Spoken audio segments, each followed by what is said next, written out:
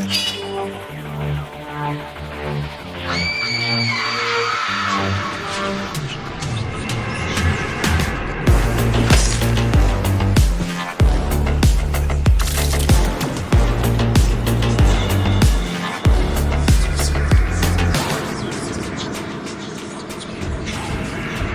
up?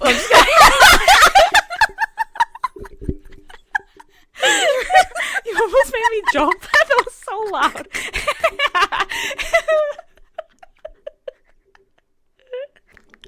Alright, let me redo it. It's too aggressive. Alright, hi. Hi, everybody.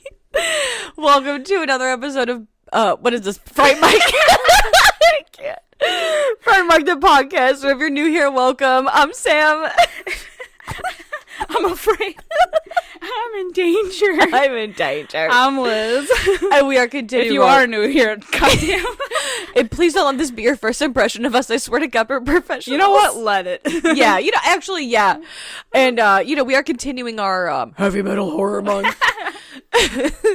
Where we are talking about the most metal movies in horror. And today, we are bringing you The Devil's Candy from 2015. I can't say the word devil without thinking of Laszlo from What We Do in the Shadows. Like, the devil! See, I'm like, Diablos! #1! Yeah! Honestly, that would have been I guess it's a heavy metal. But we could have done the hidden, the secret, the deleted scene from Bedazzled, where he is a heavy metal guy. We talked about it in our Bedazzled episode. That's but true. It's fine. That's fine. It does count, though. Yeah. But today, we are talking about The Devil's Candy from 2015.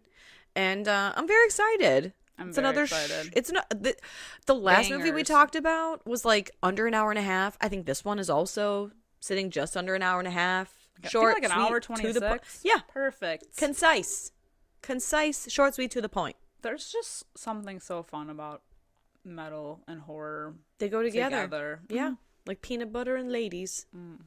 Ladies. Yeah. It's from Talladega Nights. Okay, you're gonna throw a Reese's at me.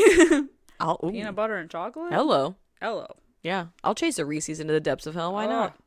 Oh, I know. so good. Although I'm more of a fruit candy kind of gal. A Sour Patch Kid, I an thought you were gonna say Airhead, like a fruit in Skittle. your candy. No. Oh God. No. Yeah, you That's like the sour psychotic. stuff. Yeah. Yeah, I like the sour stuff too. Totally. But yeah, I feel like the beginning of this episode was all kinds of crazy. It still is, let's be honest. Yeah. And this movie is also, all kinds of crazy. It is, and which we've done this other movie, but this was directed by Sean Byrne, who also directed The Loved Ones, Hell. which we also have a full yeah. episode on. Am I not pretty enough?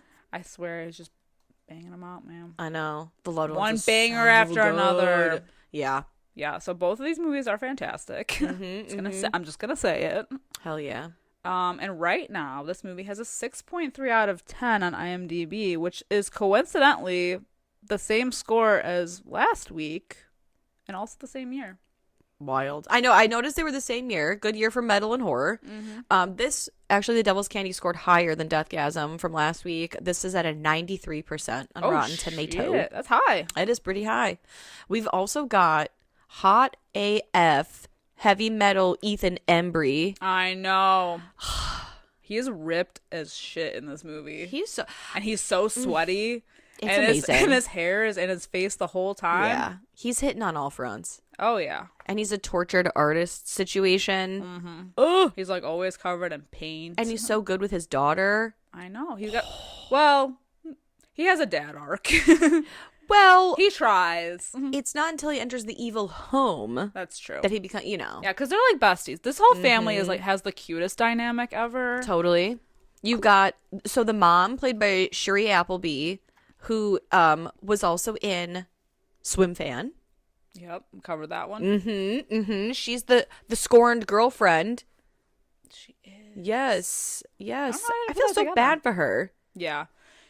So like this whole family is cute because Ethan Embry like loves metal. His daughter loves metal. And like the mom you could tell like she used to kind of be like a metalhead, but she's like, now she's a mom. She's got to be she's like, just like, yeah, she's got to go to PTA meetings and yeah, shit. she's like, I gotta go to work. Yeah, My office Someone's job. got to be the adult around here. that kind of vibe, but she's still got like blue in her hair or whatever. Yeah, she's cute. She's got the signs.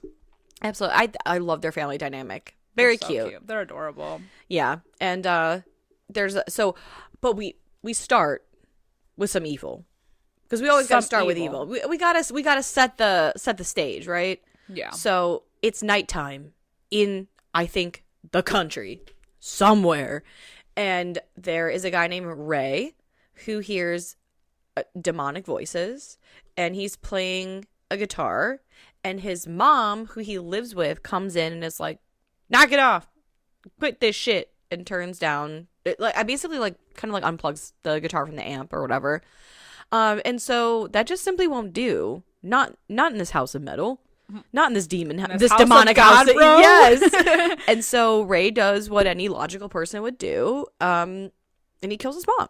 Yeah. And I will say, Ray is older.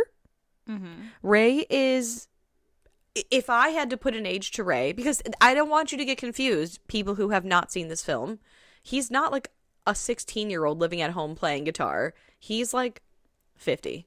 Yeah. But the whole thing is like in the beginning, because he's definitely like using the music to drown out the like demons in his head. Totally. So in the beginning, you're kind of like, is this like possession or is this like mental illness? Right. Is it, well, and I also feel like too, it's giving Amityville horror, little haunting in Connecticut situation. Yeah, but you also don't know, like, is he just crazy? Right. So we're like, okay. And so that and the actor that plays him, Pruitt Taylor Vince, who's been in like a bunch of other movies, I feel like he's so good. He's like always really good. Yeah. And I feel like he always plays like an unsettling character, and he's really good at that. Really good, which is interesting, don't you think? Yeah. I also feel bad if he's not 50, but I just wanted to like preface that he's not some young kid. He's older. Yeah. And so sometime later, we meet artist / metalhead / hot dad Jesse and his cute family, his wife Astrid and his daughter Zoe, who is so cute. Love her. I know. I feel so bad for all the Astrids out there, but I can never read the name Astrid without thinking of The Office and how they misspell it to Astrid. So every time I'd write it in my notes, I'm like, it's Astrid. But so they're going to look at the house, the farmhouse, because it is for sale, and Jesse is an artist and he needs a studio space. Totally. And they do have to disclose that somebody did die in the house, but they kind of like make it a little cutesy. Like they're like, oh, it's not a big deal. This woman fell down the stairs, and I think they say like, oh, and then the guy was like so couldn't live without her. Yeah, so like he eats it. And they're like, oh, that's so romantic. Yeah, it's weird. It's weird, but go on. Yeah, but I'm listening. And I do love, it's like any kind of demonic house where they're like, this house for this price, too good to be true. Yeah, exactly. I'll take it. There's gonna be a line out the door of people, so they gotta like jump on it quick, and they do, and like immediately he hears voices. Yep. Why is it always instant? I know. It's always instant. It's always a creepy farmhouse in the middle of nowhere, too. I know. Very Conjuring. Yeah, well, and it's like, how bored are you? How bored are the ghosts that they're like, no, you could be anywhere, possessing anyone, doing literally anything. And you're like, no, this country house in the middle of Nebraska. You know what I feel like? Hang out here. This is like a James Wan house. I know we talked about that in Malignant. I feel like this is the same kind of vibe, especially with like the stained glass on the front window. It's in very the shape Conjuring. of a cross. Yes, it's very The Conjuring. It's very Conjuring. It's very Malignant. Like I know we talked about that in our Malignant episode where it's like he uses the same house in every movie. This is a James Wan house. Absolutely. Oh my god, it's so true. Just in the desert. Also, there's a book that I read. that I feel like when they're describing the house, because it's like a gothic manor by the ocean, and I'm like, oh, is a James Wan special, huh? Yep. Was your realtor James Wan? Because I feel like I can picture this house. Ominous thing on a cliff. Absolutely. Anyway, basically, like, Jesse has this like mural that's not very heavy metal that he was commissioned to paint. And when he's alone in the house, or, you know, he's hearing voices, he suddenly gets inspired to paint this like upside down cross. And then he ultimately, throughout the movie, ends up like painting over this mural that he was commissioned to paint. With something a lot darker. Yes. But he has like visions and hears these voices, and it's just inspiring him to paint the evil. Of course. Hey, you know what? At least he's doing something he can make money off of. He's really good at it too. Yeah. Meanwhile, so like while all this is happening, because we're kind of going back and forth between our family and this Ray guy who's, I guess, like on the run a little bit. We see him check himself into a motel, and I do love it. So he's got a Flying V guitar, and he's playing in the hotel, and you get knock, knock, knock, like, hey man, it's the cop. And he's like, I'm gonna need you to like shut the fuck up now. Yeah, you're getting some noise still complaints. trying to drown out the voices, man. Mm-hmm. And we see, I think it's very cute, you know, like Jesse and his daughter Zoe, he drops her off at school, which this scene you could tell was like done in post, I'm assuming, because his wig is so bad. Not the wig. the wiggery. Like, it's so bad. Like, the rest of the movie, I'm sure is his actual hair, but this is like so painfully obvious that it's a wig. It's the notorious WIG. It's like sliding down his forehead. He's got like no forehead. I'm like, oh god. And it's a shame because Ethan Embry is so hot. I know. Yeah, like it's fine though, because I mean it's like a cutesy scene because she's like nervous to go in. Yeah. It's her first day, and he's just kind of like, hey man, it's all good. Right. It's all good in the hood. Yeah. It's all metal. Yeah, exactly. Yeah. Because this shit ain't heavy metal. But anyway, yeah, then he goes home and hears like the voices, and then Ray comes he finds the house because he realizes like, oh, this is like the house I grew up in. And it's really creepy because he goes, knocks on the door, and Zoe answers. Which I got thoughts. Go ahead. Yeah. And he is obviously like there's like something wrong with him, and she's just trying to be friendly and talk to him. And she notices like the guitar, she has the guitar tattoo on, and he mentioned something about it. And they're like talking for a while, and then finally the parents run over when they realize that she's been talking to like a strange man for the past 5 minutes. Yup.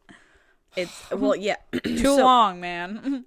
Listen, I can tell this movie is a work of fiction by the fact that so it shows, it's like a montage of them like moving in and whatever, and they've apparently ordered a pizza, and the doorbell rings, and Zoe, their teenage daughter, is like, oh, don't worry, I'll answer it.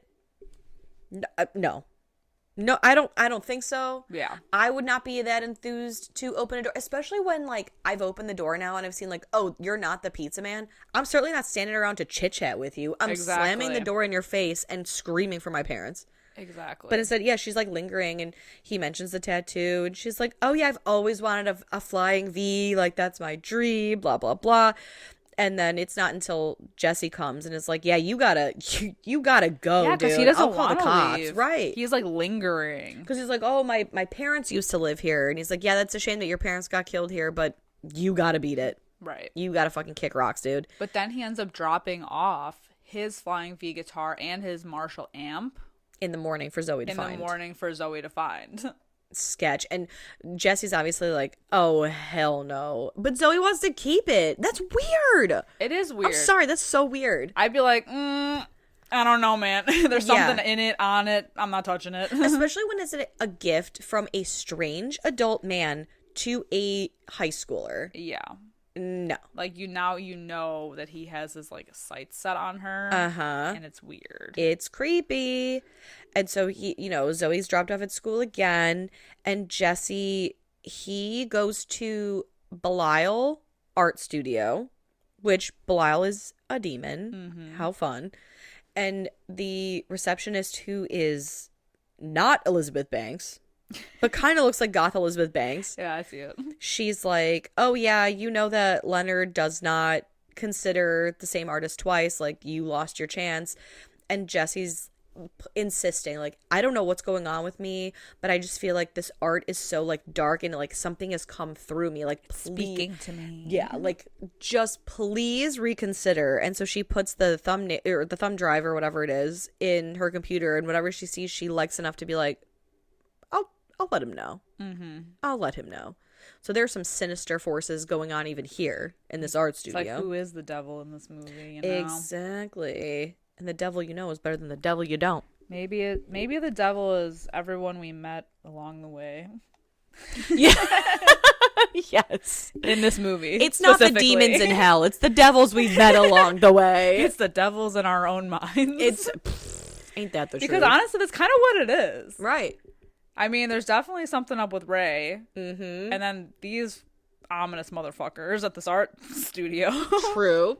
I don't know, man. And it's strange too with this art studio, because I feel like really ultimately nothing comes of it. No, but they do have that scene toward the end of the movie where the big boss guy comes in when he visits the house, and he's like trying to get, it's almost like he's trying to get Jesse to stay, knowing that, and when Jesse knows he has to go pick up his daughter, like he's basically like on his third strike of like accidentally leaving her at school because he like gets caught up in painting. Demons take over, yeah. So it's like he's like the demon on his shoulder, like trying to be like, yeah, no, you should stay, you should drink more, keep drinking. Yeah. It is like when you're faced with your desires, what you desire most, what are you giving up in return? Exactly.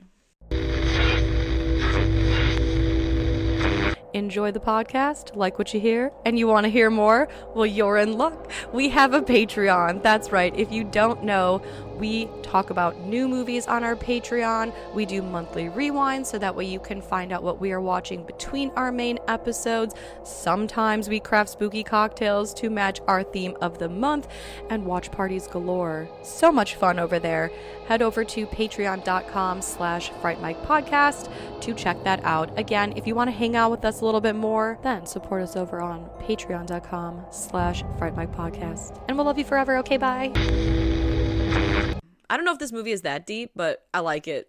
I like it too. Yeah. I think it is. I'm gonna go with it. Yeah, let's I'm gonna go with it. Fake it till you make it, baby. Amen. And so, basically, Astrid goes to see what Jesse is doing because he forgot to pick up Astrid for the first time.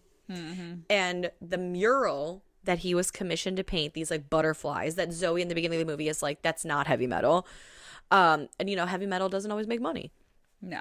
But he has turned it into something so dark where it is basically Zoe on fire screaming. And then the butterflies have kind of morphed into these children, one of which we see Ray scoping out at a park and murdering. Mm-hmm. And kidnapping. Which isn't great. And then he puts his body in a suitcase that he buries. So he keeps buying suitcases from these stores, and he like hacks up these kids' bodies and then buries them in like the same location. Yeah. And it's just creepy. And then he says something about the devil's candy. Yeah. Which I don't remember. He said something about children are the devil's candy. Right. Which is creepy. He says it about Zoe. Yeah. At the end. It's creepy. I don't like it. Mm-hmm. I don't like it at all. Yeah, so after Astrid sees the mural, she's like, we can't show, like, Zoe can't see this. We can't show it to her. Yeah. Like, you basically painted our daughter like in hellfire. Yeah. We can't let her see it. Mm-hmm. And while they're having this discussion, Ray, good old Ray, who has no boundaries, he creeps in to not only the house, but into Zoe's bed. Oh my God. Wait, hang on. Right before this, just going back to like the murder scene. So at the same time that they're talking about, because he's telling Astrid, Jesse, that he's having like visions of children and how he has to get them out, and that's why he's painting them.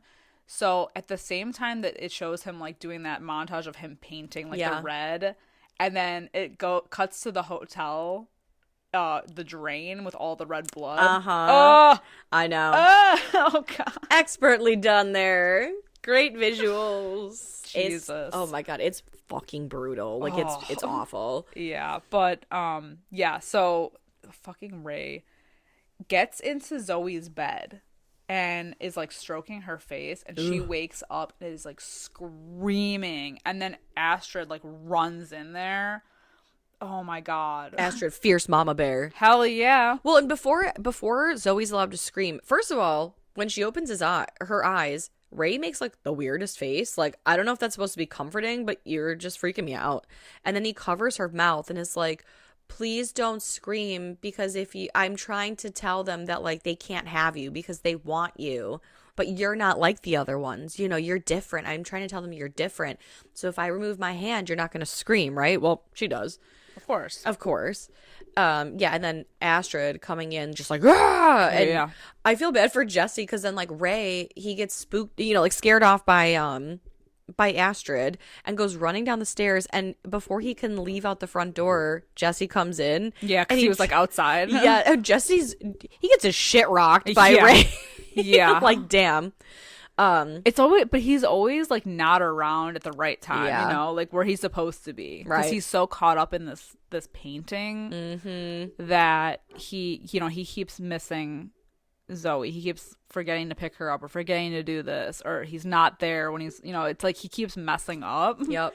When in the beginning he was like such a good dad, so now he's like kind of on the decline. Yeah, these voices are like taking over. Yeah. And then this is so like the next day, I think it is, or I guess sometime shortly after that, I would assume it's like the next day, this guy, this hotshot Leonard, comes to Jesse's house to see the painting and offers to like take him on as a client. And this is the scene like that you were talking about earlier, where he's devil on your shoulder. And he keeps offering Jesse this like very like rare cognac, and Jesse's like, oh no, I can't drink, like I have to pick up my daughter from school. And he's like, oh come on, just what, like, you know, what's 5 minutes, what's whatever. And Jesse, he does resist the temptation. He's like, no, you don't understand, like 5 minutes is everything, because he knows that Zoe is like still spooked from the incident that happened. I mean, the cops are like, you know, you have to almost be like in witness protection, you know. I know eventually they get to that point, but it's like they have to be like on the lookout, because the guy got away, so he might come back. So he's like trying to be vigilant for her. And then there's the temptation, of course, that comes in, and so he ends up leaving. But while he's driving to her school, his car gets a flat tire. Yep. Because he's like driving erratically. Well, and then the car skitters all over the road too. All over. So he's freaking out. He's trying to get a hold of Astrid. Can't. So he runs to the school. And by the time he gets there, she's not there. Yeah. And it's so heartbreaking, because he really was on his way and was so desperate to make it that he ran. He didn't even like wait for AAA, didn't call like a fucking Uber. He just ran. Yeah. And unfortunately, it was too late, because Ray snatched her. And when she wakes up, she's in the hotel bathroom. And that's when he says, you're the sweetest candy of them all. It's so sick. But she's very clever, because he leaves the room to don his like trash bag get up situation with the hacksaw. He gets that suitcase that's exactly her size. Yeah, I know. Well, and now here's why I'm fucked up, because I'd see that little suitcase and be like, oh, you really think so? You think I could fit in there? I'd beat him with it. Yeah, literally. But so again, like when he leaves the room, she's very resourceful, because she's trying to like get out of this, and she's like duct taped all around, and she basically like gets an edge free, but because her like everything is bound, she somehow like manages to stick it to the floor and like rolls until she's able to get her hands free. So smart. Yeah, like very cool. And she frees herself at the last second. And so I think then it's tense. yes. And so like she's returned to her parents. Obviously she's a mess. And the police are like, okay, well, the the next step, because we still haven't caught Ray, is that we're going to put you in witness protection. You have to go home and you have to pack a bag tonight. We'll send 2 police escorts with you, just to make sure that everything is chill, you know. And so they go home, and Jesse, I think, disappears to his studio to destroy that painting. Mm-hmm. While that's happening, Astrid and Zoe are in the house, and before either of them can even go to the second floor to like start packing a bag, Ray attacks. Yeah, he goes to the gas station to get a can. Like, I don't think you can bring a can of gasoline into the gas station. Right? Yeah, I thought like you just pay at the pump. Yeah, and then he buys a fucking. And lighter. he buys a lighter. And the guy, the cashier, is like, okay. Okay, dude, whatever. What? But yeah, he brings it to the house. And he crushes the one cop between their police squad and his car. Yeah. And then beats her to death with a rock. Yep. Beats the other guy with a rock. Yep. Like, Jesus. Yeah. The issues, my God. Yeah. And so oh my God, yeah. So he takes their gun, too. Yes. And Jesse just happens to like make it into the house just in time, but then he gets shot, and so he's down. And now here's the thing too, because like Jesse grabs a baseball bat and he hides behind the door in a way that when the door opens, he will be behind it so that Ray can't see him. But I just figure, and I get like, okay, it's like the element of surprise, but I just figure like you obviously know he's trying to get in, so why wouldn't you wait on the other side? And right as the door opens, you just beat the shit, you know? Yeah. Yeah, because when he comes out behind the door, it's like he's so obvious that he's right there. Because, I mean, he finds him immediately. Right. Like, Ray turns around and shoots him. I think twice. Yeah. So he's down. Yeah. And then it's such a, like, creepy scene because he goes into that door where Astrid and Zoe are, and you just hear gunshots from you don't in see there, anything. but you don't see anything. So it's like, it's horrifying to listen to, because you're like, oh my God, what is happening? Especially because you eventually just hear Zoe's screams, but you don't hear Astrid. Exactly. And then you see him dragging Zoe out, who's very much alive, and she's screaming for her parents, and nobody's getting up. Yeah. Ugh. And wow, so Ray is dragging Zoe up the stairs to the second floor, while at the same time pouring gasoline up the stairs to set them on fire so no one can really like follow them. And the house is so quiet for like it's like an uncomfortable like couple beats before Astrid comes crawling out of the room. Oh my God, this is like devastating because she can't move. She's crawling. Yes. She's trying, and she's screaming for Jesse to wake up. Oh my God, it's like everyone's so helpless. Well, and I forgot to, before he takes Zoe upstairs, he comes back because he sees that Astrid has like made it out of the room. Yeah. And he goes up to her with the gun, and he's got Zoe like in a hold, and he's basically like making him watch her kill her mom. Yeah. And it's such a tense scene, like one of those where like all the sound goes out. Yep. And she like mouths to Zoe like, I love you. And Ray fires the gun, but there are no bullets left. And it's like I'm stressed out. I know. Holy shit. And so that's when he takes her up the stairs. And she's trying to wake Jesse up. And luckily, by the grace of God, he's not dead, and she's able to drag him outside because at this point, the stairs are on fire, the house is starting to catch fire, and the room that he takes Zoe in, I think it's her bedroom. It's her room. He has her on her bed and basically sets a ring of fire around them. Yeah. And it's so fucked. But luckily, the parents get out of the house, and Jesse goes and grabs a ladder and is like he like leans it up against so he can get into her window from like that point of view.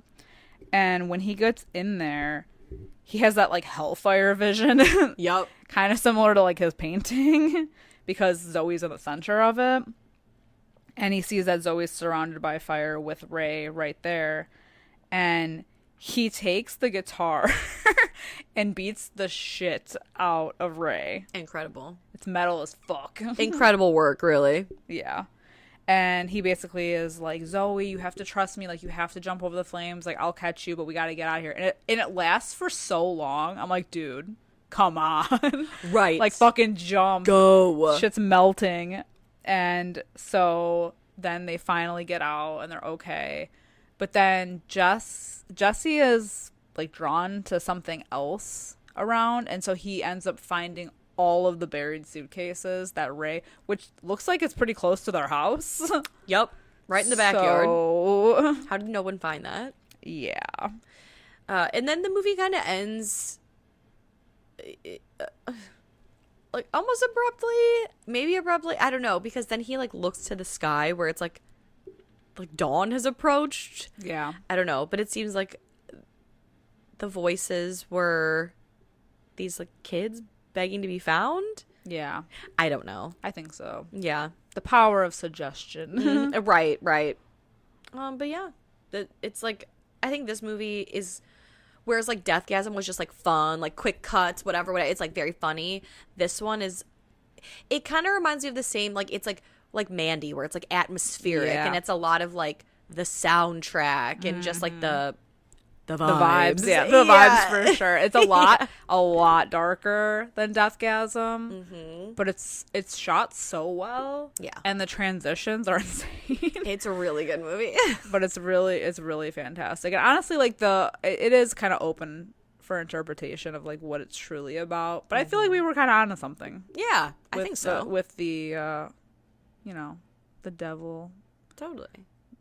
Yeah, the devil, that like where the devil appears in your life, basically. Yeah, especially when, like I said, like with this artist Leonard and everything, like especially when all you've ever wanted is presented in front of you, fame and money, but it's like you have to choose between that or being like a good parent or a good person and doing the right thing versus taking the way that you want out, which is like greedy. Right, getting what you want, but at what cost? Yeah, and with Ray, I think it is a kind of a matter of, like, mental illness. Yeah.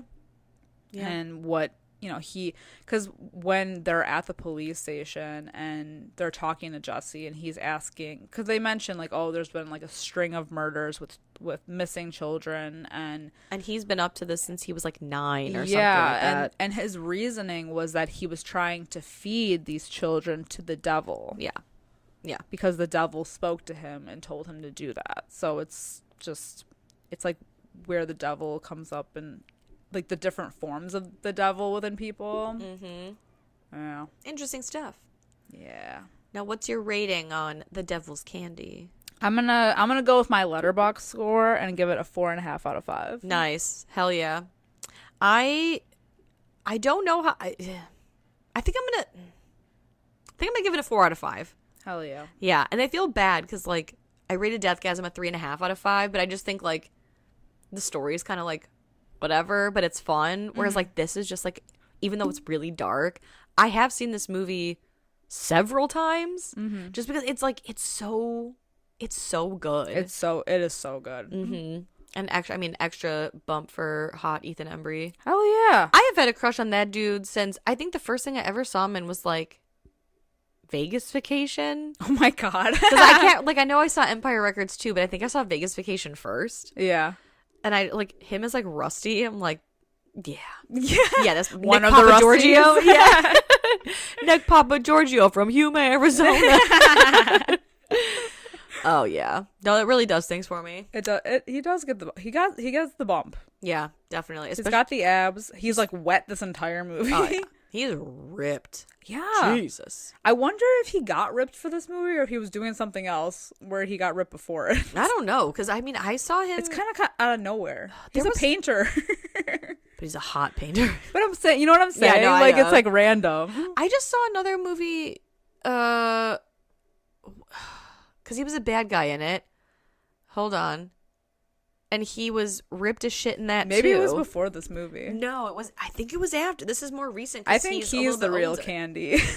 He is the devil's. He's candy. the eye candy. I gotta look. Hold on. I gotta look her up. Because before it has to. He had to have been in another movie where he was completely jacked, unless they were really just like showcasing his abs in this movie, which they did. But I mean, like, As they should have. I feel like he had to have been something else. Oh my god, I'm telling you, I just watched something like horror related where he was like a not nice dude, and he had abs on abs on abs. How can he be a bad guy? He has like a nice guy face. He really does. And like thinking about like him as Rusty. Yeah. And him in like Sweet Home Alabama. I was going to say, yeah, Sweet Home Alabama. Yes, Empire Records. Yeah. Oh, maybe it was, you know what? It came out before this. He was in Cheap Thrills. Oh, yeah. That's what I was thinking of. Okay. Because he's ripped as shit in that, too. Maybe he's just ripped and I just never noticed. Like, he was never in a role where you saw everything. True. That's so funny. I know. Well, now these are just our opinions on The Devil's Candy from 2015. Let us know what you guys think of this heavy metal horror film. It is currently streaming on Tubi if you guys for some reason haven't seen it and you want to watch it, or if you want to revisit this film. You can find us over on our Discord. Chat with us over there. We are also on all forms of social media at Fright Mic Podcast if you want to give us a follow. And if you're feeling so inclined and nice, you can give us a nice 5-star review, a nice comment, a like, whatever you feel. It just, makes us feel good. It does. Yeah. And until next time, I'm Sam. I'm Liz. Rest in peace.